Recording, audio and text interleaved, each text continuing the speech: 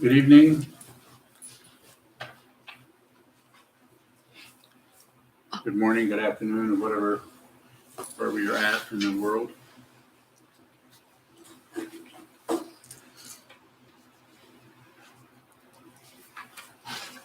And just so you remember who you're listening to, I'm going to start out with a nose blow. So you'll feel right at home.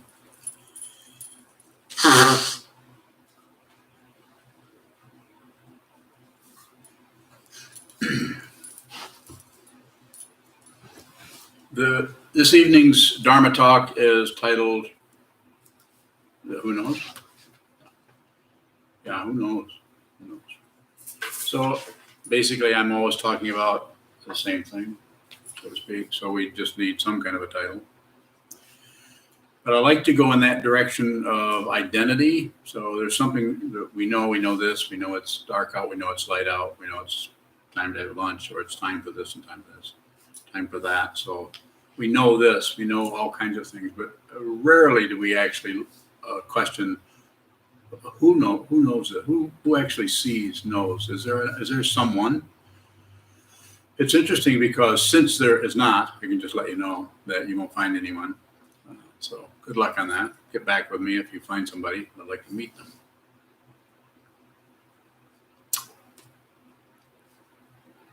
Very interesting thing that the knowing part is powerful. It's so powerful. We know this. We know it's the sun's out. We know it's what the weather is. We could guess at the temperature. We collect all kinds of information. We have a tremendous storehouse of knowledge about.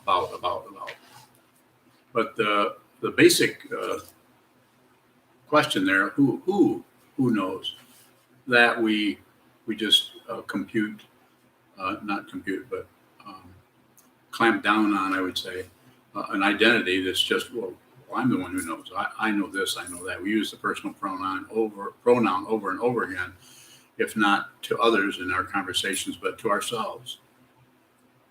How I'm feeling, how I'm doing, all of this, and we reconstruct or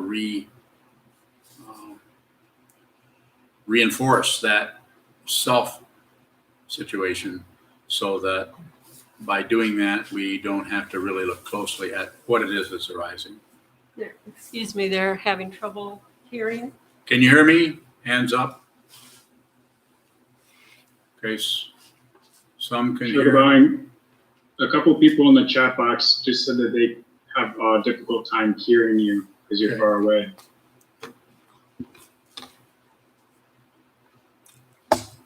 So whoever is saying something in the chat box, I'm going to ask you to let me know now. I'll try to talk a little louder. But can you hear me? Excuse me. Can you hear me now? Talk? You can? Okay, was that Jen? Yes, Jen. So were you the one that typed in something? Okay, who's complaining?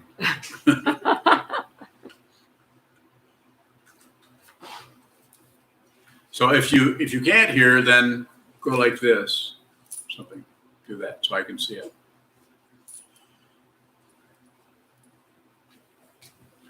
So the question seems to be one of identity, one of being able to see clearly that if you look for someone, you're not going to find anyone. And that not finding tends to cause us to look again, maybe a little bit more, but not a lot. Usually it's just too easy. It's too handy to just reach off to one side and pick up the thinking process and think about it. Return to concepts about that identity. I'm here. I'm the one who's feeling this. Who am I? What am I? Who is this that sees this? Well, I'm the one who sees it. It's so obvious. I'm the one who sees the building. I'm the one that sees the people. I'm the one who's tasting the food. Me. I'm the one who's in pain. I'm the one who's suffering. We reinforce that over and over again. And this training process we call, and is called Shikantaza, is to come down, have a radical way of working with the consciousness, and that radical, or that going to the root of it, it's impossible to go completely to the root of it. But if we go that direction, we'll get in a very minimalist area where there's not too much happening other than the grasping, the rejecting, and the shutting down. The very, very bare minimum of energy that is either pushing, pulling, aggression, or passion, or grasping, or craving, or wanting, and distracting ourselves or shutting down into a daydream about it, perhaps.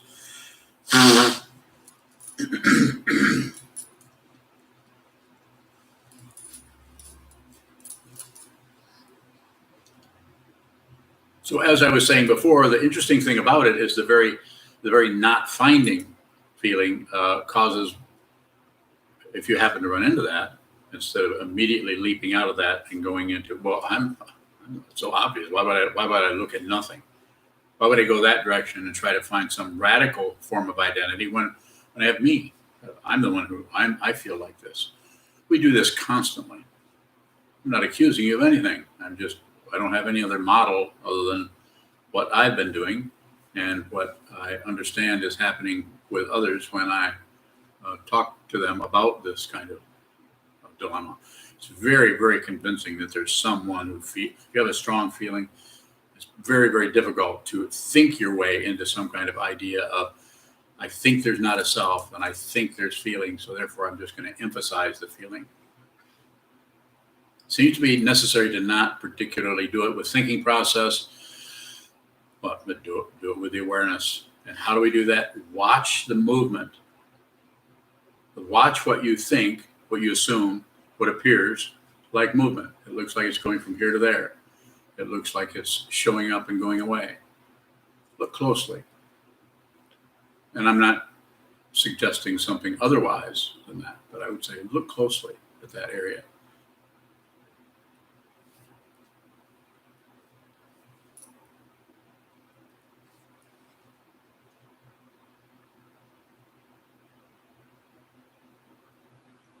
When we watch something move or something come towards us or go away from us, we get more than what we want. We get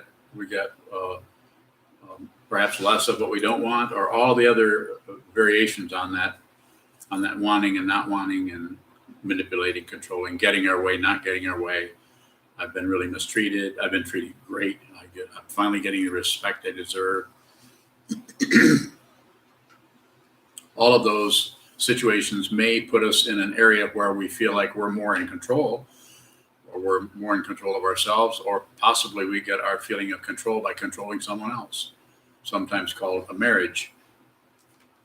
Pardon my humor. I get to speak about it that way because I've probably been married more than anybody here.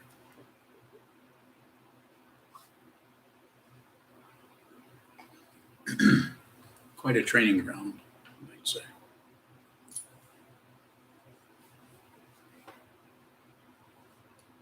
So who knows, and who actually knows anything? To actually look at the knowing part, we get drawn into that because there is a presumption or preconception. Of course, it's me. I'm the one.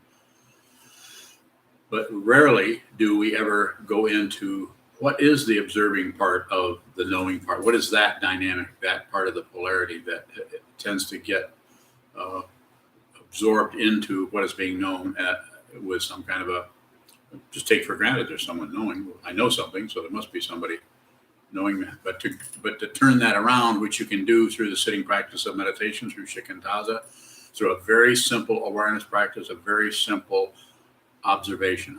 Just observe, just receive whatever's showing up, just receive that. And over time, and there's no guarantee of this, so it's not something you can particularly look for as a credential. It won't show up as a credential. I would say it this way: if it shows up at all as some kind of appearance, it'll just be the truth, and you will not be separate from it. So it isn't something that you know something else about. It's something you could say, you've always known this. That's why it's called awakening. Excuse me. You've always been laying in the, well, you could say the cage of your reflections, or the bed of your delusions. You wake up. You awaken. You may tell someone about it, you may not. If you start telling people about it, then it's sounding kind of suspicious. You may have to begin to see this, and you may see this for years before you actually mention or even feel like you're in a position to do any teaching from that kind of an understanding. It may not just show up as suddenly you and the Dalai Lama are homies.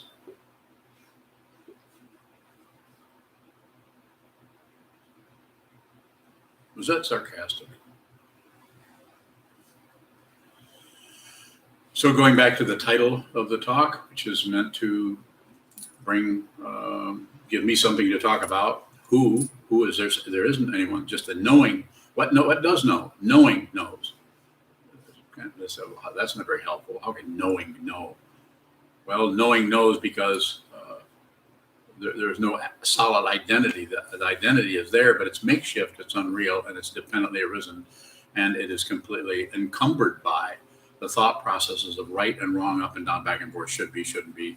And not to mention all of the pilot fish we call emotions that are stuck to everything. Some people have less of those. Some people aren't quite so emotional, and they get trapped in their amazing ability to think clearly. They think. If you think clearly, then it's exactly what that is. That's thinking you think clearly. If you're actually thinking clearly, you won't know it. Because the kind of clarity I'm talking about is without a self. And I'm not saying it's something like that wouldn't show up, but it's just part of the dependent origination. It's almost like your twin sister is standing next to you. Almost. Just kind of a crude metaphor for otherness.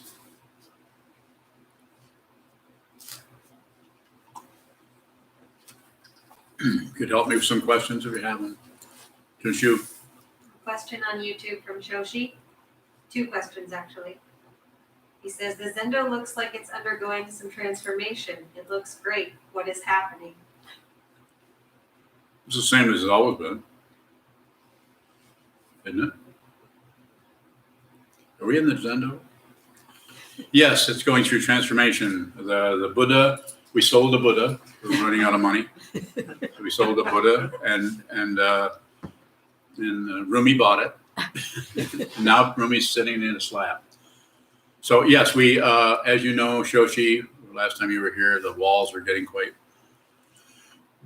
dirty and gray looking. So we just recently had our painting person come in and repaint. And so this is a temporary until the altar is being painted also.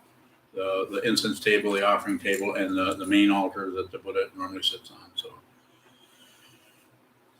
So yes, that is happening. Yes. His next question. Does knowing arise with that which is arising? It's simply, knowing arises with, it's dependently arisen. It's dependent on whatever arises. So we know it. We also might know that we don't know what that is, another kind of knowing. But there's always some kind of a knowing which tends to gets complicated by someone who knows, because usually there's someone who wants what's arising, a wanter, and somebody who doesn't want what's arising, the one who objects or doesn't want that.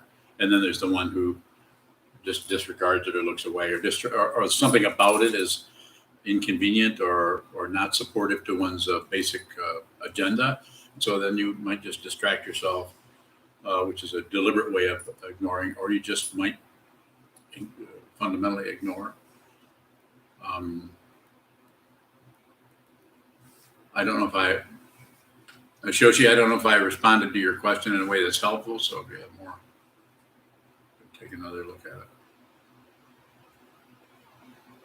Or any other questions?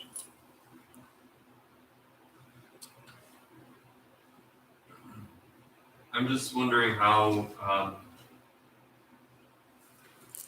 what's the answer to who knows? Just my way of saying it, and it's, I don't know how helpful it is, but it would help if you contemplate it. You can see that there's no separation there. What is being known and that which is knowing are the same thing. They're not two. They're just It just looks that way. And this is why it's called an illusion or a delusion, because it looks like there's a separation. And there is relatively a separation, but ultimately it's just the knowing that knows. So it's just like, what does wisdom see? Wisdom just sees wisdom. But if you look at the parts of it, you could say that there's this part of wisdom and there's that part. There's all the people and the trees and Sokuzan. You just said if you were to contemplate that, the question, who knows? Well, how does the practice of contemplation look? The practice of contemplation in that area would be no maintenance. So use the concepts of that, however it shows up for you, which would be knowing, so just stay with the knowing. And so, okay, so you know what this is? Say it. Otsu? No, that's ignorance. You know what it is.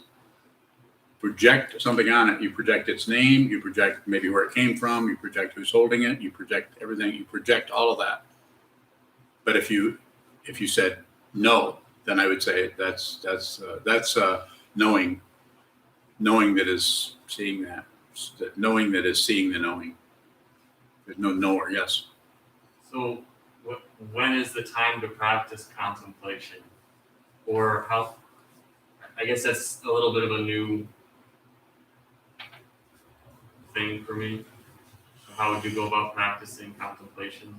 You could do it just exactly like you're saying. Sometimes I have people deliberately, if they're dealing with a particular kind of anxiety or difficulty, I have people that might have even had you done that in the past. Write down something on an index card and put it beside you and sit for an hour, sit for 2 hours, and then pick up that anxiety or jealousy with words on it. It could be a picture of something. It could be something that just triggers that area, and then just flash on that.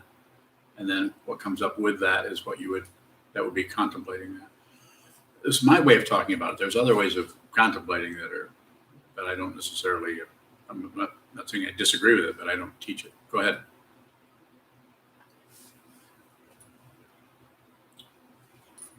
Another question from Shoshi. Shoshi. Is there a universal texture to knowing? Well, it's kind of a fancy question, so I have to give you a fancy answer. Yes. There is.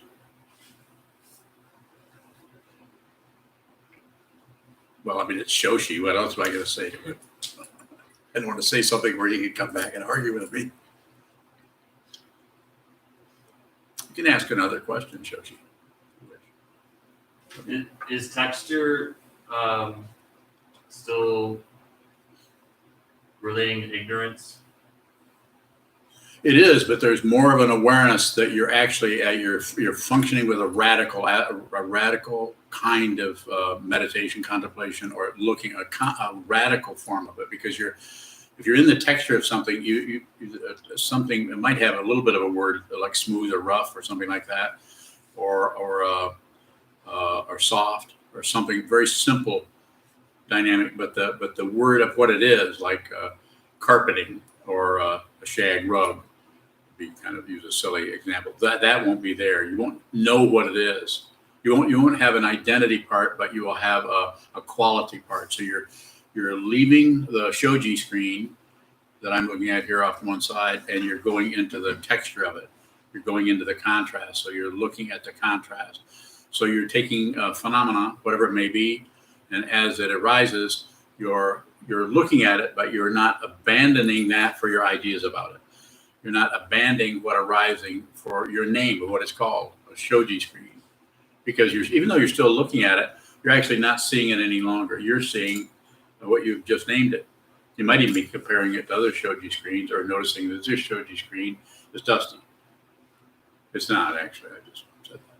But you'll add on or subtract, and that's more likely to happen as soon as you leave the textural area and go into the nomenclature of something or the ideas about it. Then it's just like there's just magnets everywhere pulling you pulling this way.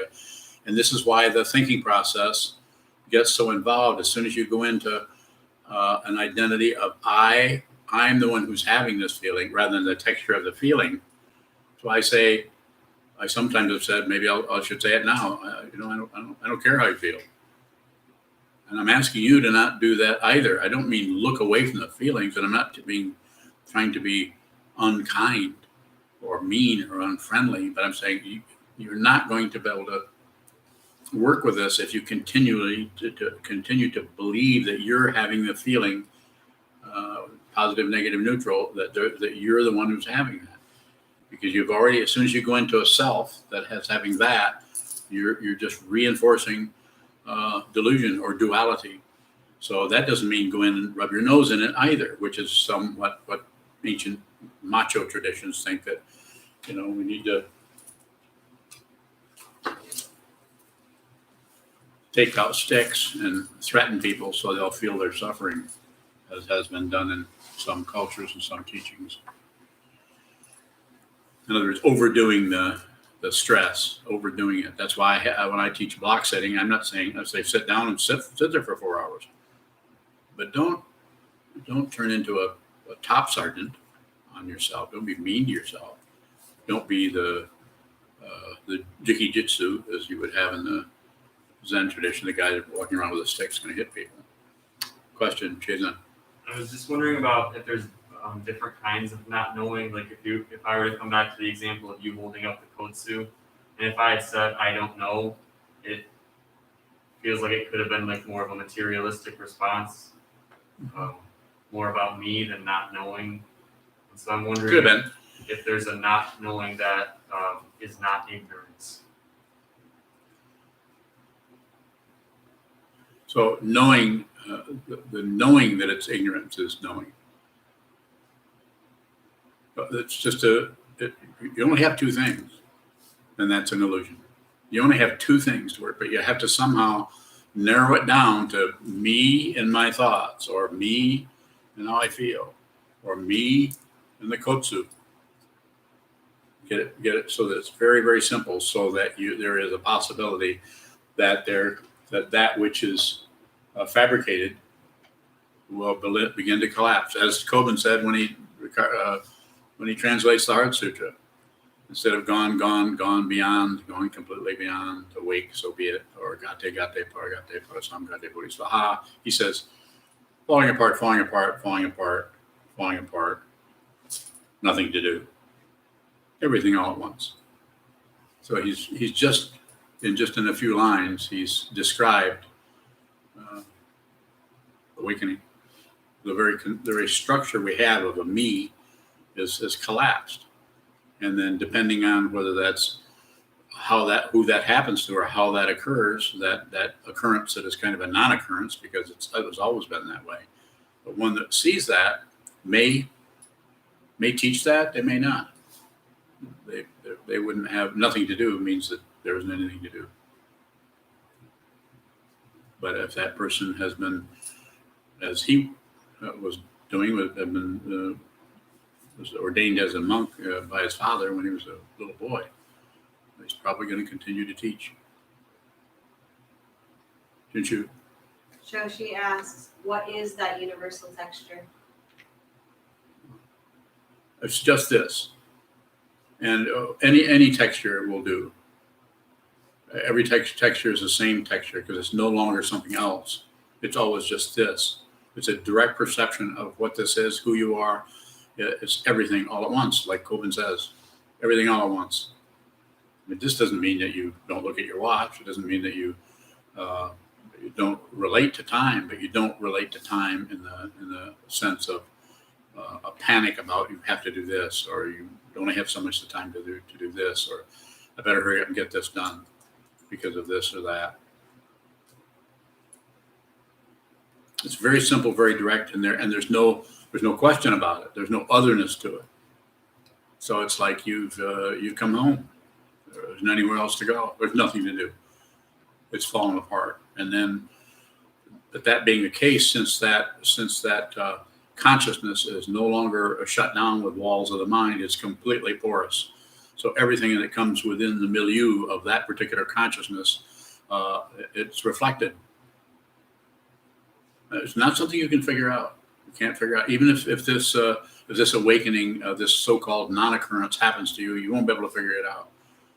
And when you are asked about it, you'll do what's just like what's happening here. You'll talk about it, but you're not really sure of what you're saying, and you don't mind, because you're actually hearing.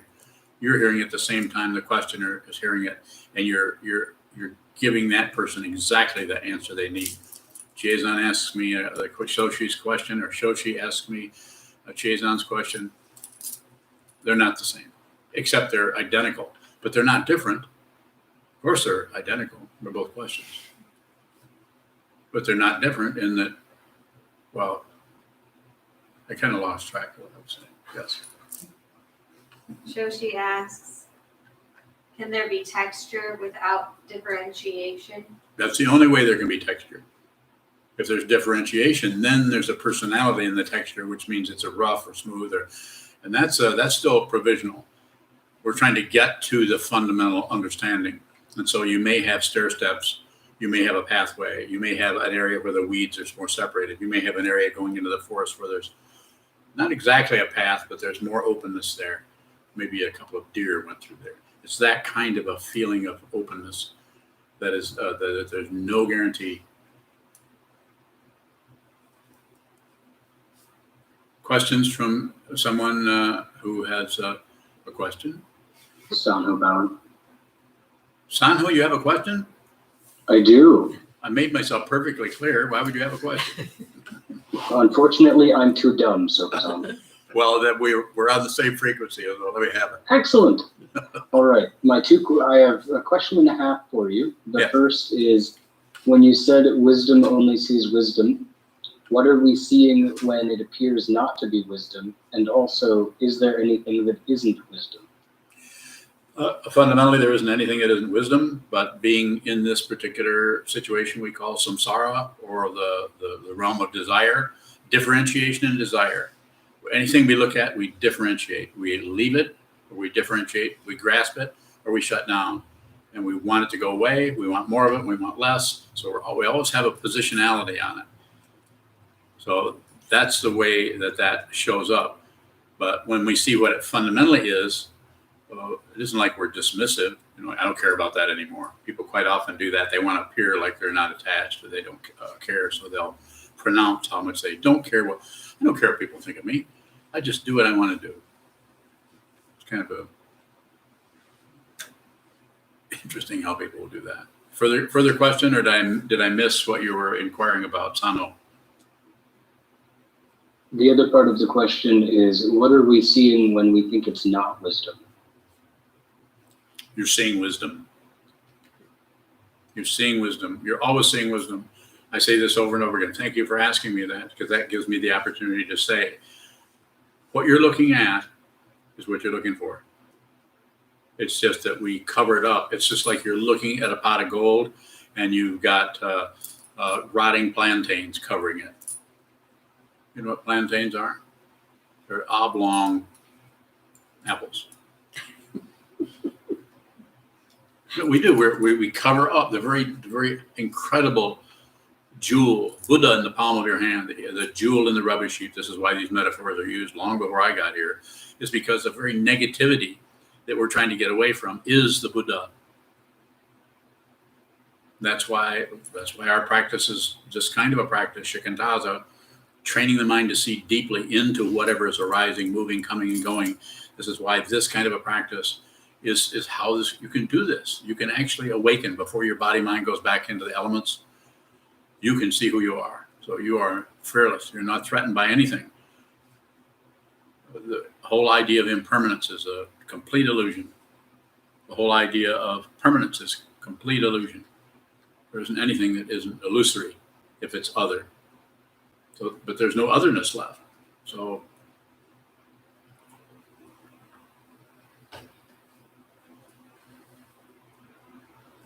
further question? Maria bowing. Maria? What is the difference between seeing and knowing? It's similar. Seeing, knowing, smelling, tasting, touching, thinking, all of those senses that all separate out into their favorite objects. those all that all collapses. Quite often, someone is involved in the arts, whether it be music or painting or poetry or anything, quite because they get so involved in that they actually have an understanding that begins to transcend the very material they're working with. But it's not necessarily awakening. It's just working with something so directly where you're starting to lose track of what you're coming up with. Maria Bowing, is seeing as witnessing in the same category? No. So witnessing has more of a materialistic position. You're watching things. You're witnessing thoughts come and go, and you're witnessing the various movement and so on. So there's a kind of a witnessing, an aspect of consciousness that shows up as somebody until that's seen through. But you can't just. It doesn't seem like it's possible, and I don't know. Maybe it is, but to actually turn that witnessing away from the objects that are rising, either in the mind stream or in the world or in the sense of hearing, sense of seeing, sense of smelling, tasting, touching, thinking, to turn that around and look for the witness. It seems difficult to do that. But that being said, if you look at what is moving enough without adding to it, subtracting from it, or just doing anything with it, no meddling at all, and if you do that, you'll notice that it never stays the same. It starts to change. It starts to magnetize you into it. Very nature of the human realm is that looks pretty tasty over there. They go, check that out. Or that looks horrid, going the other way. So there's a very magnetic pushing and pulling situation that happens. So that seeing, it's relative. There is a seeing, to use the eyesight, which could be through hearing, could be through thinking, could be through any of the sense fields. Some kind of a knowing that something is not separate. So if one is very auditory, that might be the area that they're receiving that in. I'm not saying it can't happen in the other senses. They're so much more intimate. The ones that the thinking process can be intimate or can be a so-called objective, whereas seeing is pretty much always out there, unless it's in your mind stream as a dream or imaginary motion there. And then hearing also, it has an exterior kind of, it's off in the distance, or it has a different kind of a cadence or rhythm or structure to it. And sometimes that can look like it's out there, and then you realize that you are not, you are that. Everything you're listening to is what you are. Quite a shock to the witnessing aspect of the mind to discover that it's not something else. Thank you. Certainly.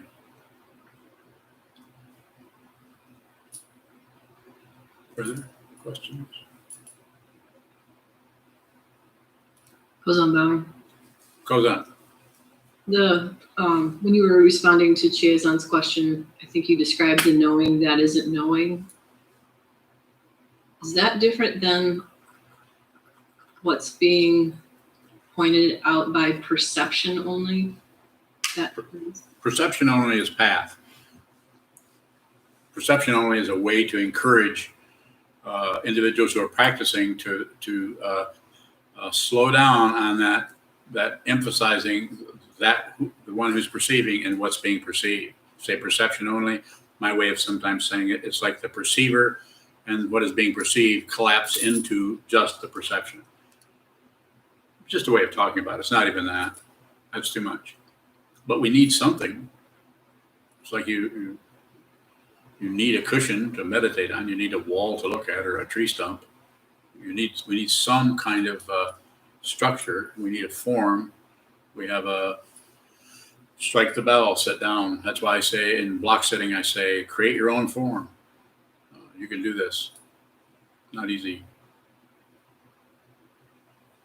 But the perceiver and that which is perceived, that's just a way, that's the Yogacara teaching, of course, of everything is perception only.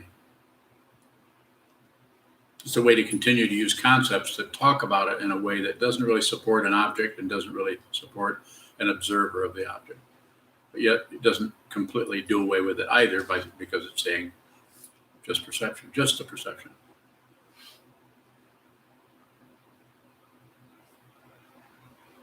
You can test this out. You wanna test it out? Yes or no? Raise your hands. Okay. So here, let's do it this way. Okay, I'm going to count to 3, and then I'm going to name something. And then I want you to see that in your so-called mind's eye. And when you see that, that which is showing up there and that which is perceiving that are not two different things. So here we go. 1, 2. What was I going to say? 1, 2. 2 eggplants on a table. Everybody see that? Anybody that doesn't see that in their mind's eye, somewhat, or some, even it might even be a conceptual idea of it that might not have visual elements to it. And then the next thing I'll say is, what color was the table?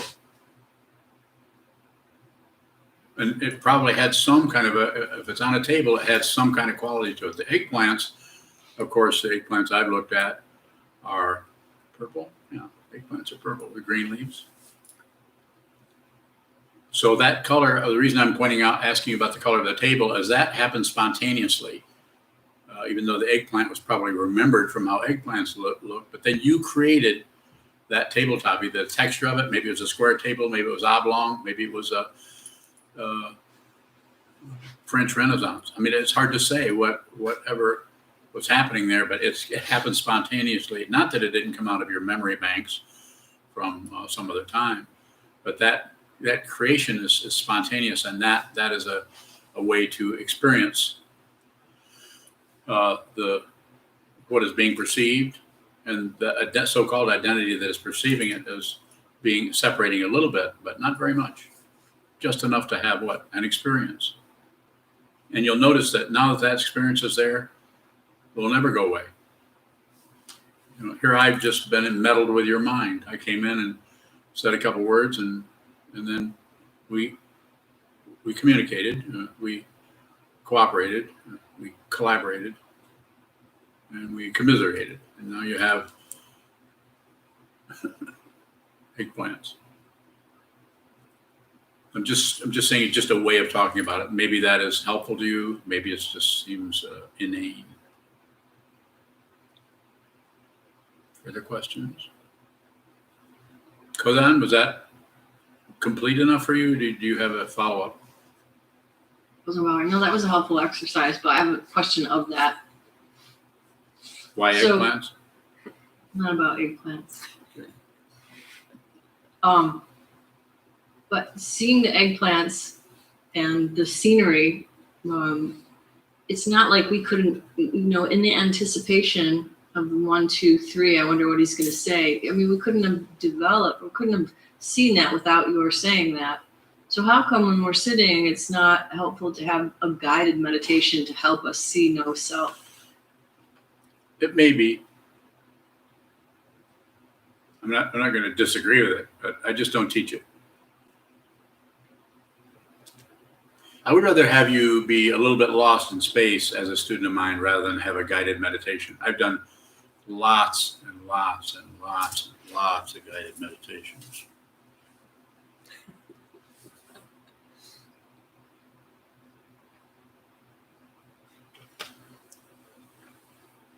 Not necessary. I mean, you don't have to take my word for it. I don't want you to do that. But if I'm functioning as your teacher, you could give me the benefit of the doubt. But there's a whole Tibetan tradition is full of guided meditations. In the 12th century, they didn't want you to do anything on your own. You had to do everything the teacher said.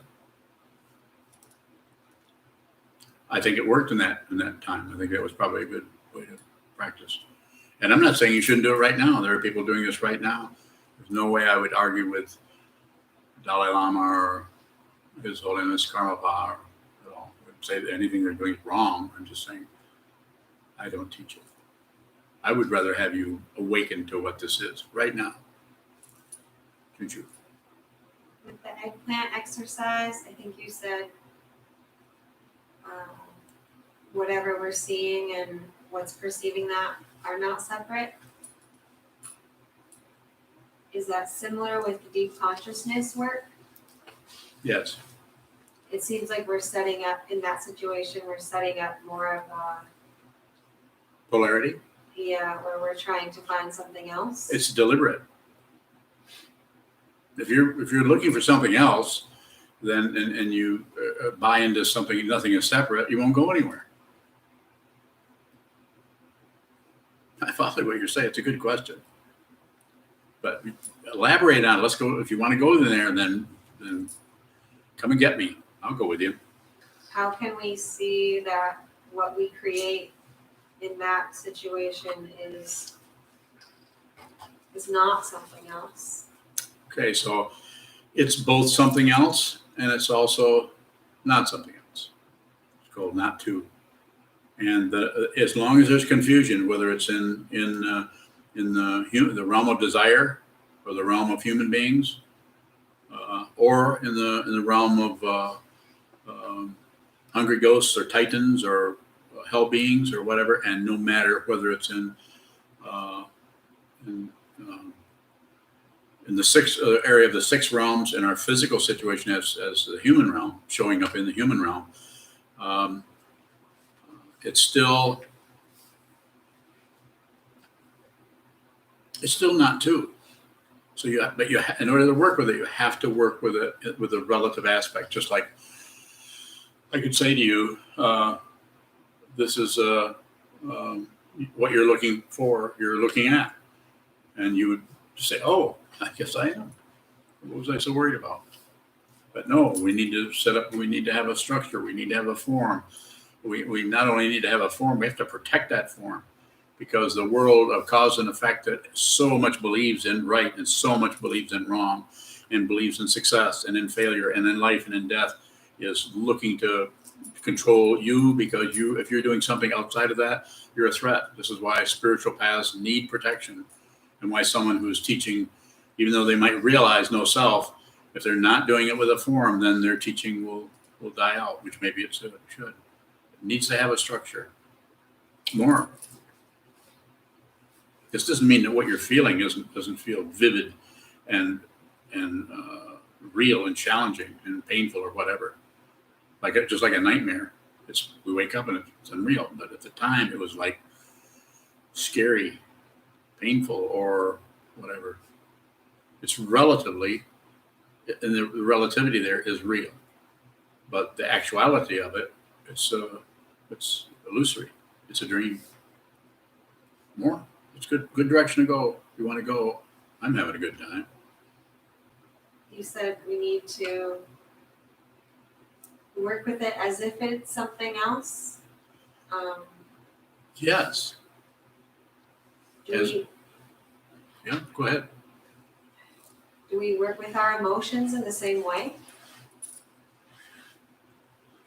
Yes. Mm-hmm. But it takes a while to be more and more, what's the word, more immediate with it, rather than leave the emotion for what the emotion is about, or leave the feeling for who's causing it or what's causing it. We say it all the time, and we don't give our awareness a chance. As soon as we have any kind of a feeling, we abandon it for, why is this happening? And it's not that isn't relatively correct, but ultimately it's circular, and it's a, what do they call it? Goose chase.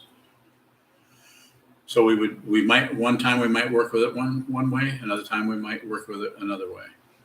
It would depend on, it would be situational. How do we work with an emotion as something else without leaving it for why it's happening? Just notice that you do that. It's an awareness practice, not a conclusion practice. It's an awareness practice, not a getting rid of something practice. Of course, we can go the other way and try to torture ourselves, like the Japanese in the 13th century use these sticks to make each other, a very macho situation. Would make people sit there because they knew that if they sat there, some people might have had an experience that well, I just did it anyway. And then they might think because of what they did, that maybe I should make other people do this. And my understanding is some people may need to do that. Other people may not. But to try to tell a person what they should or shouldn't do is, it's not respectful to people's karma. There's no way I, as a Dharma teacher, can sit over here and know what you should be doing. If you come to me and say, I'm going to go another direction, I'm going to do something else, or I'm not going to sit 6.5 hours a day like you recommend. I'm going to go get a job and do that for a while. I wouldn't necessarily disagree with you.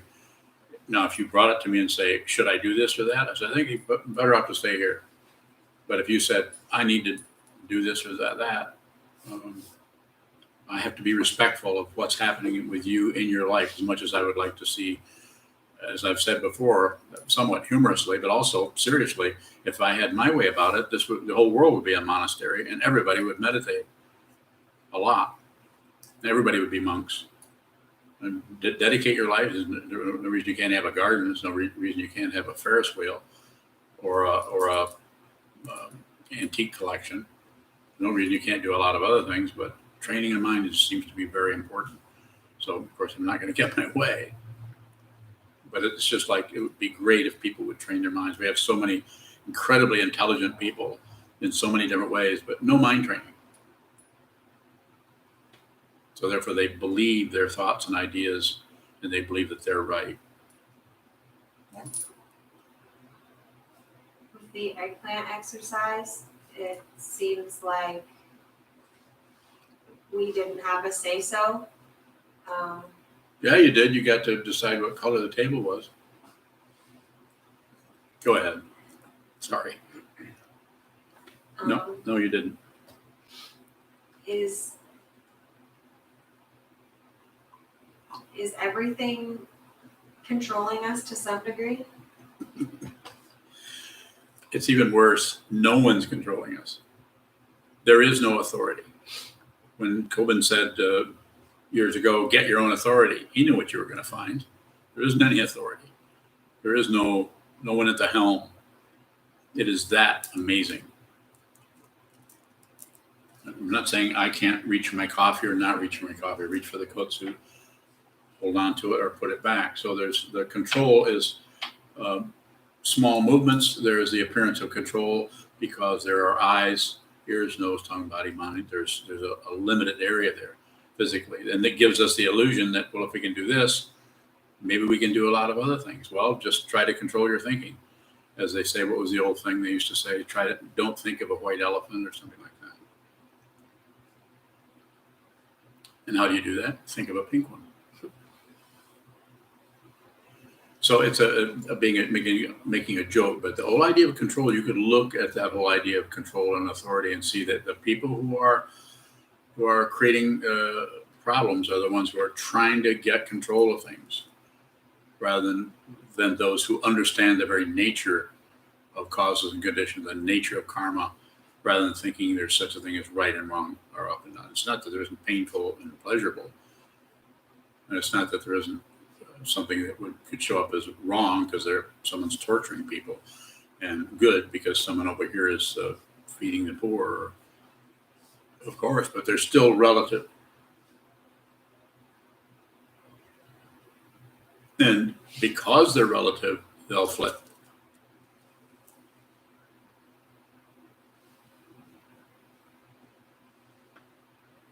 Question from Hassan. How do you spell the name? Hassan. Oh, okay. Hassan. Master Dogen says to sit without motivation to achieve anything. My motivation to sit is my true nature and nature of reality. Is that a bad idea or is that grasping? I only get those two choices. Okay, I'll take one. That's all right. Yes and no. I would say basically no. It doesn't matter. As long as you see that it's grasping, it doesn't matter if you grasp. It's not about not grasping, even though I say, and often people say, don't grasp, just don't grasp. But We can't help it. But if you take that approach, you'll find that your grasping slows down to is more minimal. So you can actually notice the amount that you grasp, the amount that you hook onto something. And besides, Master Dogen wasn't right about everything.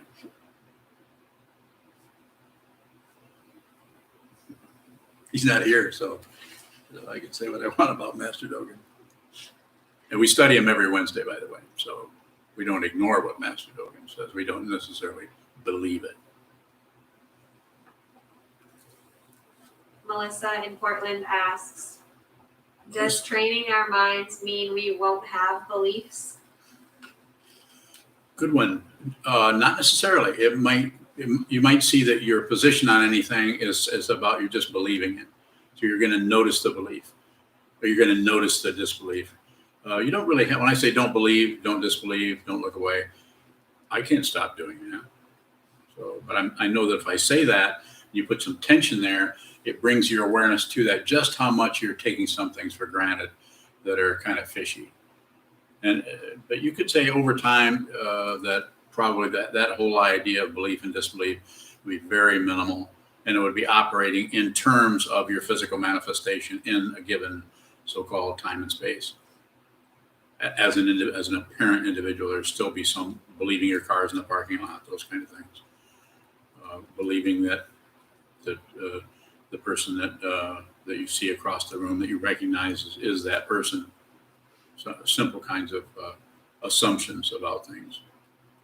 When that starts to collapse and come apart, then either you could be attaining anuttara samyak sambodhi, or you could be insane and you might need to be taken care of. You might need to drink more water.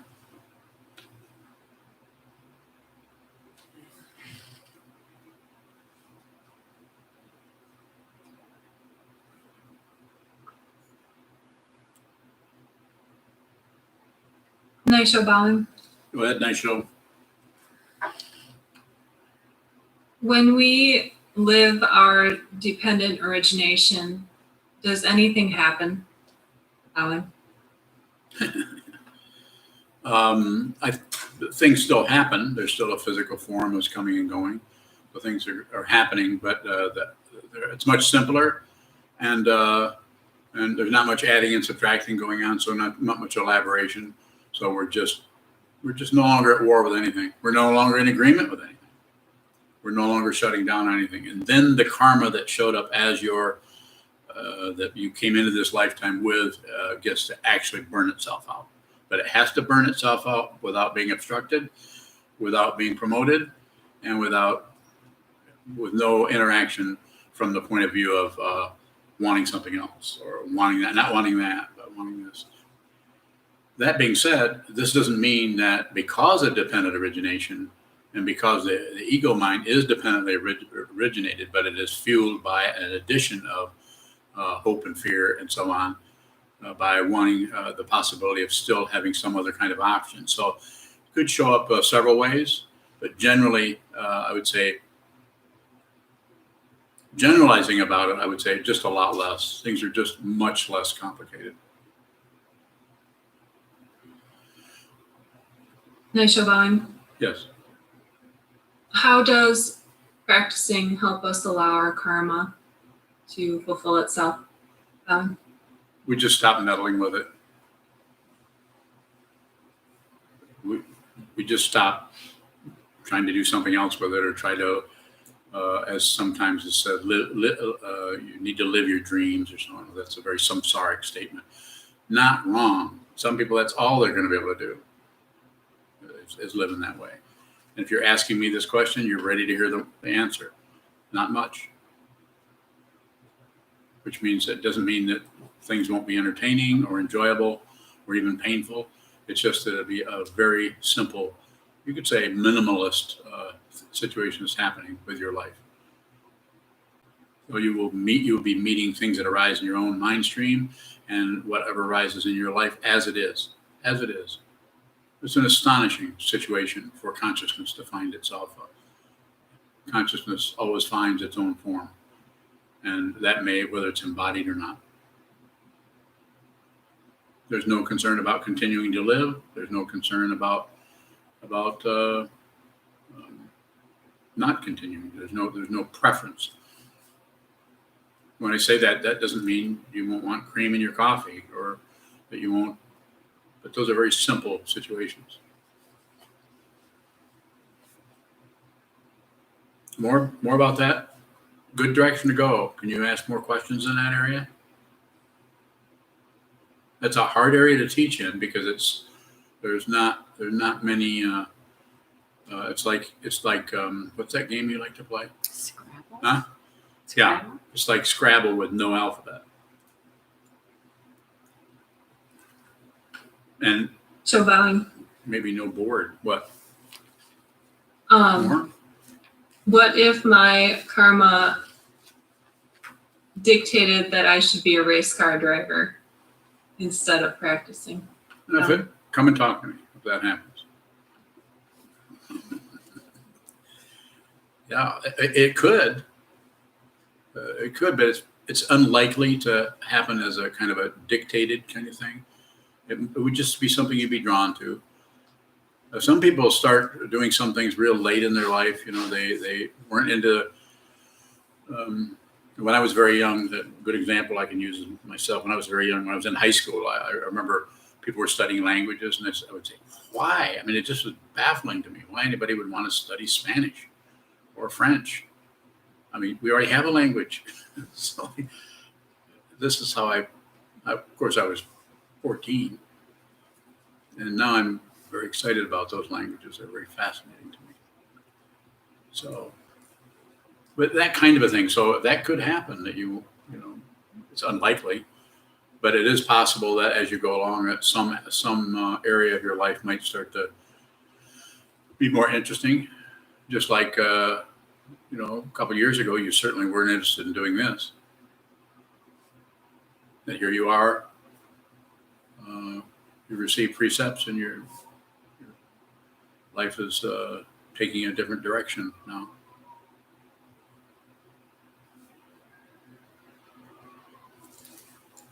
Don't you?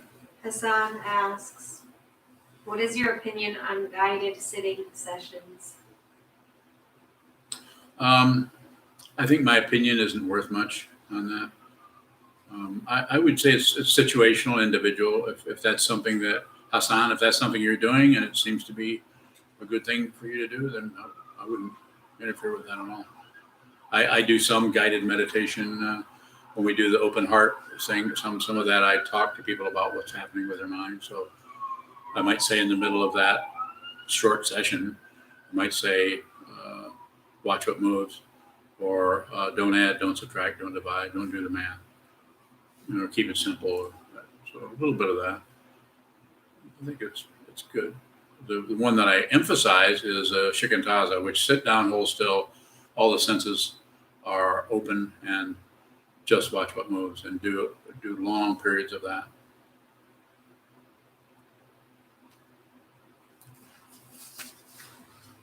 Winya's closing her book, so she's not going to take any more notes, so nobody can say anything. She's not taking any notes.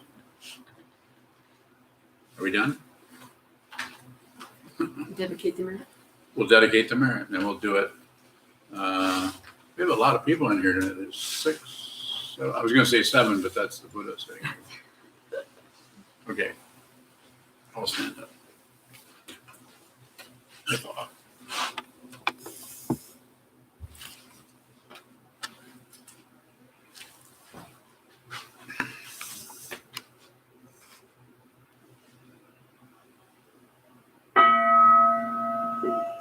May the merit of this penetrate into all places, so that we and every sentient being together can realize the Buddha's way. Chi-ho san chi shi-hu, shi-son mu-sa ho-ho-sa,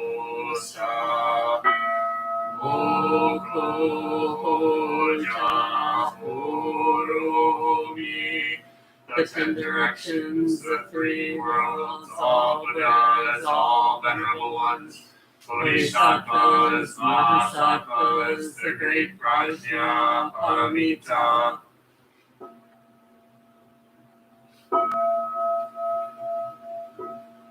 O Buddhas and Bodhisattvas of the 10 directions and the 3 times, please hear us. Please come down out of the light and protect SokukoJi Buddhist Temple Monastery, our Sangha, families, friends, and visitors. Heal everyone who is unhappy, sick, or suffering, and fill them with light.